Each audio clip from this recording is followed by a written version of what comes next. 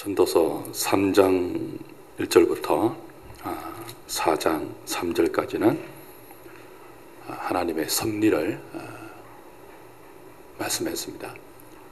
특별히 3장 1절부터는 때가 있다, 범사에 기한이 있고 때가 있다, 29번의 때를 이야기하면서 그 때가 하나님의 주권적인 섭리 아래에 있음을 전도자가 발견했죠. 하나님께서 모든 때를 아름답게 지었다라고 하면서 3장 1절부터 전반부에는 3장 15절까지는 하나님의 섭리의 그 긍정적인 면, 아름다운 면을 말씀했습니다. 그리고 3장 16절부터 지난주에 보았던 4장 3절까지는 하나님의 섭리의 또 다른 측면이죠. 어두운 섭리라고 부르는, 참 우리가 이해하기 힘드는, 재판하는 곳에도 악이 있고 정의를 행하는 곳에도 악이 있고, 그리고 학대하고 학대받는 자의 눈물이 있는 그런 하나님의 어두운 섭리의 측면을 우리가 보았습니다. 섭리의 아름다운 측면이든지 섭리의 어두운 측면이든지 이 땅에서 일어나는 모든 것은 하나님의 허락 아래에서 일어나고, 공중에 새가, 참새 2마리가 두 아사르원에 팔리는 것도 하나님의 허락하심이 없으면 일어나지 않는다는 것, 우리가 믿어야 합니다.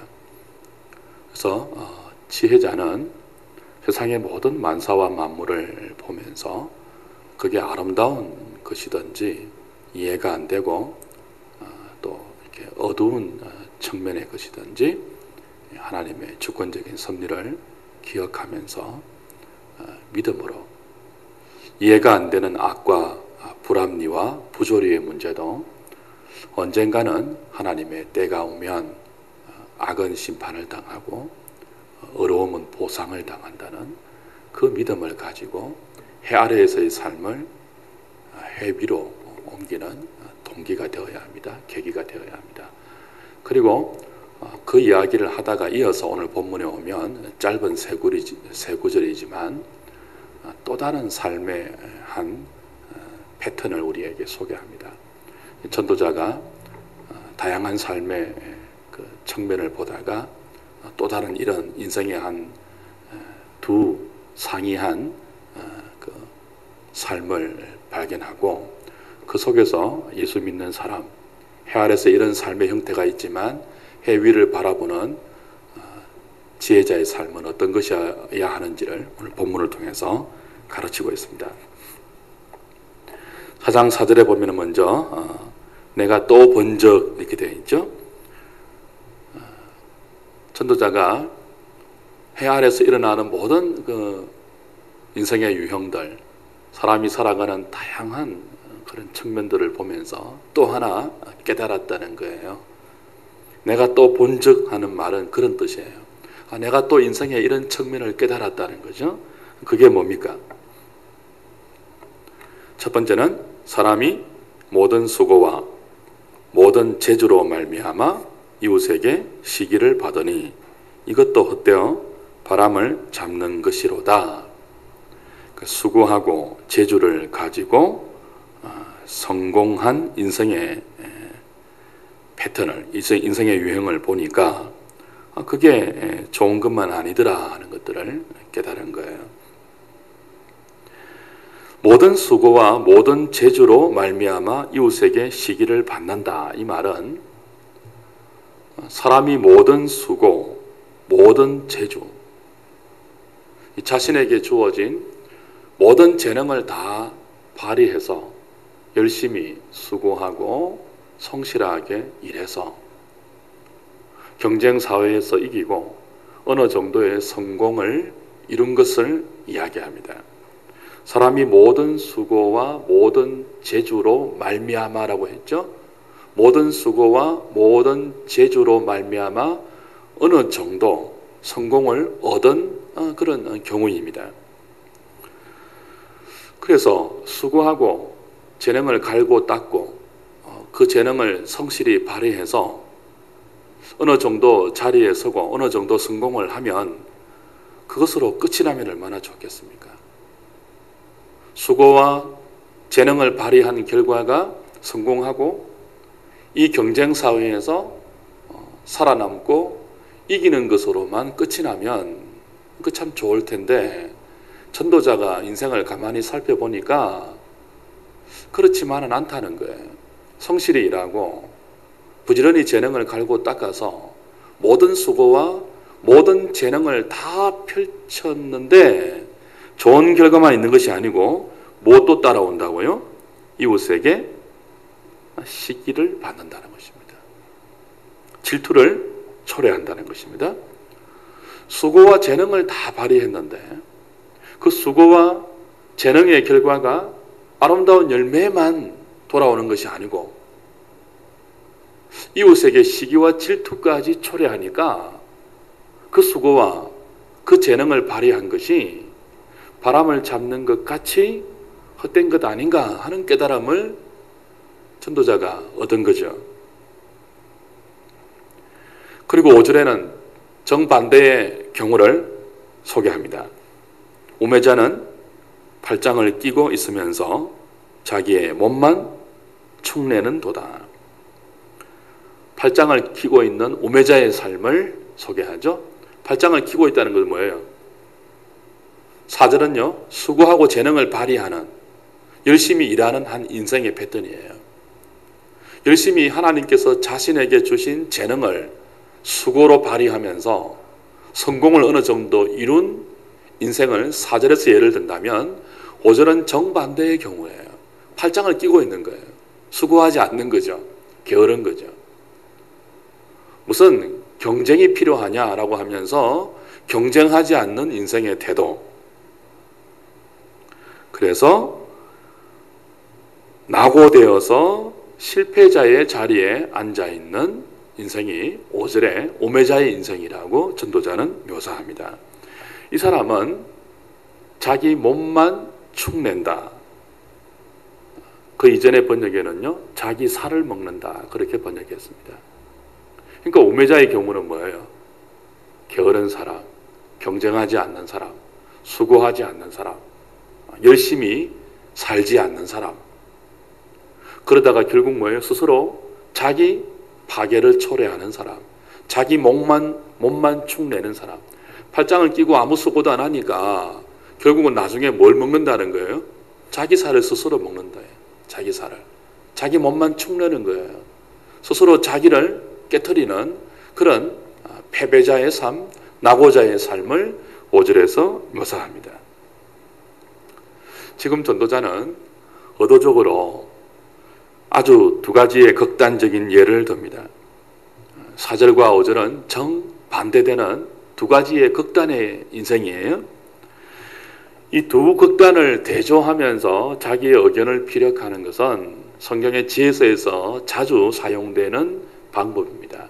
그래서 지금 자신이 주장하려고 하는 이 결론을 아주 생생하게 드러내는 방법이죠. 두 극단을 대조시켜서 그 중간에 말하고 싶은 자기의 결론을 선명하게 드러내는 방식입니다. 한쪽에는 아주 유능하고 열심히 사는, 수고하고 재능을 발휘하는 성공한 인생이 있습니다.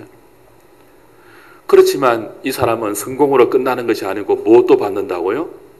시기와 질투까지 받습니다. 또 다른 한쪽에는 어떤 사람이 있습니까? 경쟁도 하지 않고 일도 하지 않고 인생을 낭비해버리는 우매자, 실패자, 낙오자가 있습니다. 이 두 유형의 사람과 이 두 인생을 대비해놓고 전도자는 6절에서 이렇게 결론을 내립니다. 6절 다시 한번 같이 읽어볼까요? 시작. 두 손에 가득하고 수고하며 바람을 잡는 것보다 한 손에만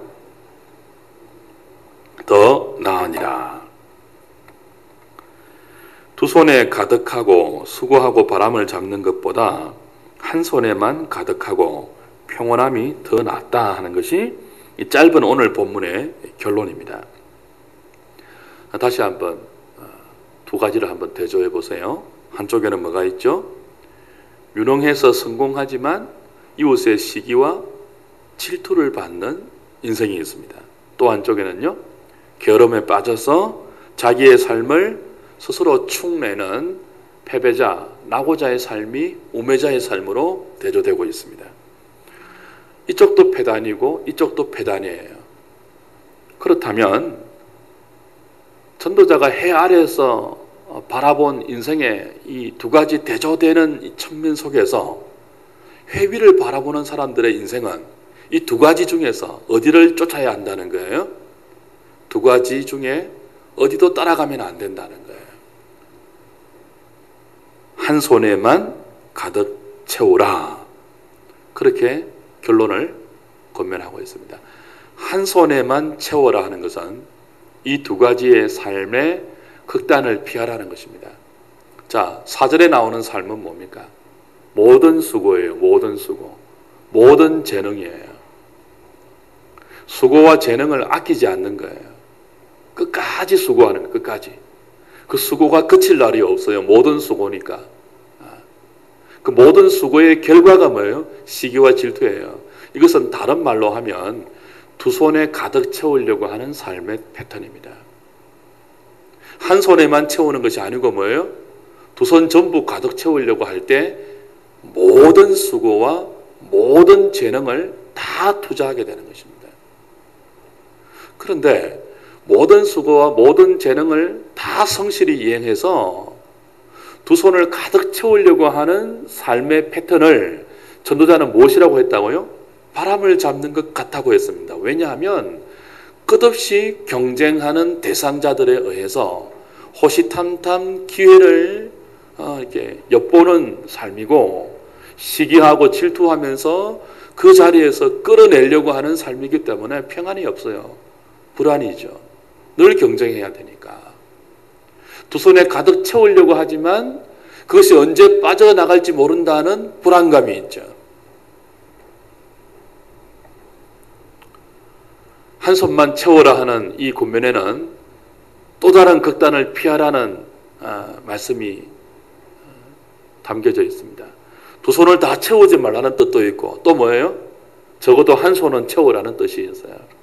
자, 4절에는 두 손에 다 채우려는 모든 수고하는 인생이 소개됩니다. 5절에는요, 한 손도 안 채우려는 팔짱을 끼고 자기 인생을 패배자로 낙오자로 살아가는 우매한 인생이 있습니다. 해 아래서 두 인생이 대조되는 거예요. 그럼 그 해 아래서 해 위를 쳐다보는 지혜자의 삶은 어떻게 살아야 한다는 거예요? 두 손도 다 채우지 말고 한 손도 못 채우는 그런 삶이 아니고 뭐예요? 한 손만 가득 채우라는, 한 손만. 한 손만 가득 채우고 사는 것이 두 손을 다 채우면서 시기와 질투를 잡는, 바람을 잡는 것 같은 어리석은 삶보다 더 평안하다. 하나님이 주시는 선물인 화평함이 있다. 그렇게 가르치는 거죠.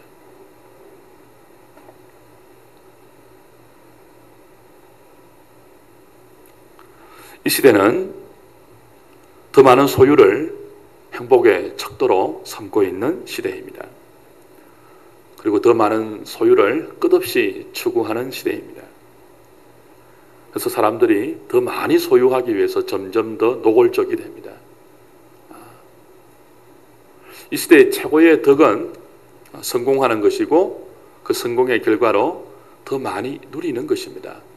그리고 더 많이 소유할 수 있고 누릴 수 있다면 사람들은 후안무치해지고 뻔뻔해집니다. 그 과정이 어떻게 되었든지 간에 더 많이 소유할 수 있는 결과만 가지게 된다면 그것이 덕이 되고 아름다움이 되고 미화되는 시대입니다.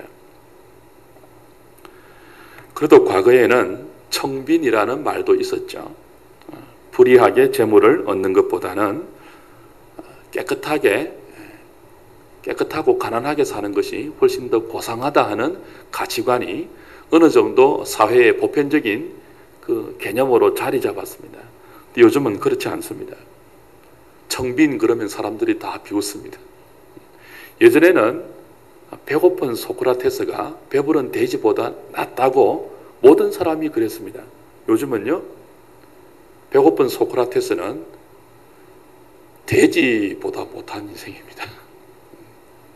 배부른 돼지가 최고인 시대입니다. 요즘은.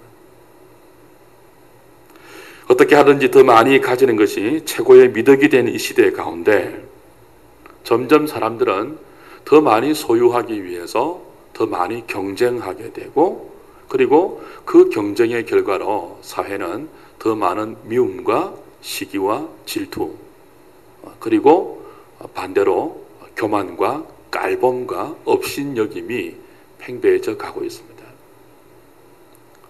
5절에 나오는 우매자의 경우는 4절에 나오는 두 손에 가득 채우려는 모든 수고하는 인생을 향하여서 시기하고 질투합니다. 4절에 나오는 자신의 모든 재능을 모든 수고를 통하여 두 손에 가득 채우고 있는 사람은 다른 사람들의 시기와 질투를 받으면서도 자기보다 못한 사람들을 업신여기고 깔보고 삽니다. 한편으로는 경쟁과 다툼과 시기와 질투와 미움이 있는 반면 한편으로 업신여김과 깔범과 그리고 비난이 있는 시대입니다. 이런 현상은 날이 갈수록 더 심화되지 않겠습니까? 더 무한 경쟁하는 시대가 될 것이고, 그 무한 경쟁하는 시대에는 반드시 승리하는 사람이 있는 반면 패배하는 사람이 있을 것입니다. 패배하는 자들 중에는 아예 팔짱을 끼면서 5절처럼 자기 살을 축내는 낙오자의 자리에 서는 사람도 있을 것입니다.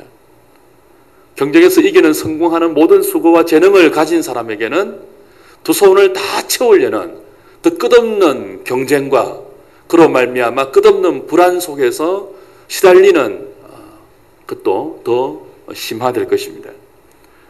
그 속에서 그리스도인들도 함께 섞여서 살아가야 합니다. 한편으로는 4절 같은 인생이 있고, 한편으로는 5절 같은 인생이 있으면서, 한편으로는 시기와 질투가 있고, 한편으로는 원망과 정오가 있는, 깔범과 업신여김이 있는 그 시대 속에서 그리스도인도 똑같이 살아가야 합니다. 어떻게 살아야 한다고요? 우매자처럼 팔짱을 끼고 한 손도 채우지 못하는 그런 삶을 살아서도 안 되고, 어리석은 사람처럼 두 손을 다 채우려고 끝없이 수고하는 바람을 잡는 것 같은 헛된 삶을 살아서도 안 된다는 것입니다. 한 손만 채우라. 한 손만 채우라. 한번 따라 할까요? 한 손만 채웁시다. 한 손만 채우는 것이 지혜자, 해 위에 모든 것을 주관하시는, 그 섭리의 아름다운 측면도 주관하시고 섭리의 어두운 측면도 주관하시는 하나님을 바라보는 자의 해 아래에서의 믿음의 삶의 태도고 지혜라고 전도자는 우리에게 가르치고 있습니다. 잠언 11장 말씀 한 점 찾고 마칩시다. 전도서 앞에 잠언 11장 24절 25절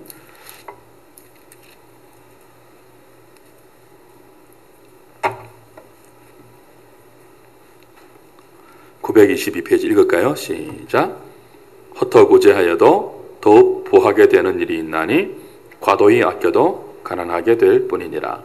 구제를 좋아하는 자는 풍족하여질 것이요 남을 윤택하게 하는 자는 자기도 윤택하여 지리라. 무슨 말이에요? 구제하라는 말이죠. 구제하면은 나한테 있는 것이 나가기 때문에 더 핍절해진다고 생각을 할 수 있지만, 똑같은 지혜서인 잠언서에서는 흩어 구제하여도 더 부하게 되는 경우가 있다. 반대로 과도히 아끼면 더 가난하게 될 뿐이다. 그런 말을 합니다. 왜냐하면 구제를 좋아하는 자는 풍족하여질 것이고 남을 윤택하게 하는 자는 자기도 윤택하여지리라. 구제하는 자를 하나님이 좋아하시고, 보십시오. 아까 우리 두 손을 다 채우려는 4절의 인생을 보았지 않습니까? 그리고 한 손도 못 채우는 우매자의 인생도 보았잖아요. 그 속에서 지혜자의 삶은 한 손만 채우는 것입니다. 우리는 성실히 재능을 발휘하면서 부지런히 살아서 한 손을 채웁니다. 계속 부지런히 살면 다른 손도 채워지겠습니까? 안 채워지겠습니까? 채워지잖아요. 그러면은 한 손만 채우라는 건 무슨 뜻이에요? 계속 부지런히 삽니다. 또 한 손이 채워지려고 할 때 이거 뭐 하는 거예요? 이거는 피라는 거예요. 그게 한 손만 채우라는 거예요. 피라는 게 뭐죠? 나누다는 것입니다. 나누다는 거. 그리스도인은 계속 해 아래서 이마에 땀을 흘리고 열심히 일하고 하나님이 주신 모든 것들을 성실하게 수행하는 인생인데, 그러다 보면 자연스럽게 한 손도 채워지고 다른 손도 채워진다는 거죠. 그럼 채워질 때 다른 손이 움켜쥐지 말라는 거예요. 그게 한 손만 채우라는 거죠. 헛어서 구제하고 헌금하고 선교하고 봉사하고 헌신하고 한 손만 채우라는 겁니다. 한 손만. 그러면 두 손은 다 채워도 모자란다고 생각하는 이 시대 가운데 한 손만 가지고 어떻게 미래를, 노후를 다 대비하면서, 자녀를 다 대비하면서 살 수 있겠느냐? 그건 이제 해 아래에서 하나님이 없는 사람들의 생각이고, 해 아래 살지만 해 위를, 모든 인생의 때를 아름답게 지으시고 어두운 섭리의 측면도 주관하시는 하나님을 바라보는 사람들은 한 손만 채우는 것 가지고도 얼마든지 나머지 손도 하나님이 필요하면 채우시고, 또 이것은 나를 통해서 축복의 파이프를 흘려보내시는 하나님의 또 다른 섭리의 측면인 줄을 믿고, 이 손에 들어오는 것은 다 뭐라는 거예요? 주라는 거예요. 주라는 거. 그러면 또 다른 하나님의 공급하심을 경험한다는 것이 전도서와 상동의 지혜서로 알려지는 잠언서의 또 다른 삶의 지혜의 권면입니다. 그래서 한 손만 채우고 다른 한 손에 있는 것을 흩어 나누는 방식은 많죠. 방금 읽었던 것은 구제도 있고, 또 뭐도 있어요?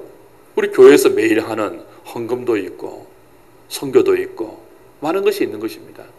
그런 의미에서 하나님께서 우리에게 헌금을 명하시고, 특별히 구약 백성들에게는 그것을 율례화해서 제도처럼 주신 것에는 훈련의 의미가 있죠. 여러분, 헌금을 하면 그만큼 나갑니다. 주머니가 비어요. 그만큼. 그 비는 것만큼 우리는 손해를 본다고 생각할 수 있습니다. 그러나 헌금의 원래 의미가 뭐예요? 내 주머니가 비어도 하나님께 대한 나의 믿음과 사랑은 손해보지 않겠다는 고백이 헌금의 의미입니다. 우리 흔히 말라기 3장이 말하던 하나님을 시험해 보라 하는 그것은요, 과도한 극단적인 경우이고, 헌금의 원래적인 의미는요, 돈을 하나님께 바치면 바치는 것만큼 힘들어져요. 그렇잖아요. 100만 원을 수입 잡았는데 30만 원을 헌금하면 70만 원으로 살아야 돼요. 100만 원 쓸 때보다 더 아껴야 돼요. 그런데 그것을 감수하면서까지 뭐 하는 거예요?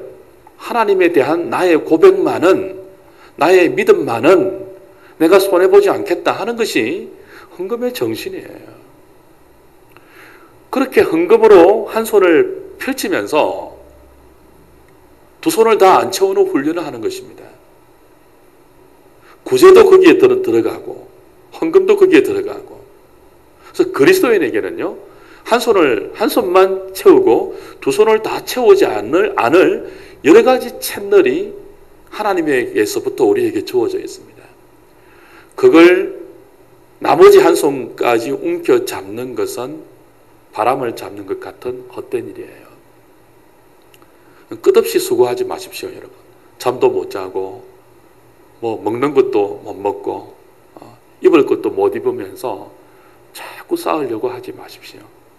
한 손만 채우면 뭐예요? 되는 것입니다. 한 손 들어오면요, 다 넣으십시오. 다 넣으십시오. 놓을 수 있는 방법을 모르면 저한테 찾아오십시오. 얼마든지 방법을 제가 합니다. 물어보십시오. 그렇게 살 때 하나님께서 우리에게 필요에 따라, 전도서 3장 1절부터 나오는 필요에 따라 모든 것을 아름답게 정해놓으신 주권적인 하나님의 섭리가 우리의 때를 따라서 채워주는 하나님의 복된 손길로 삶에 임하는 것을 경험하게 될 것입니다. 한 손만 잡는, 한 손만 가득 채우는, 그리고 그때 하나님 주시는 평안을 우리의 삶의 재산으로 누리면서 그 평안을 다른 사람들에게 나누어주는 저와 여러분 될 수 있기를 주의 이름으로 축복합니다.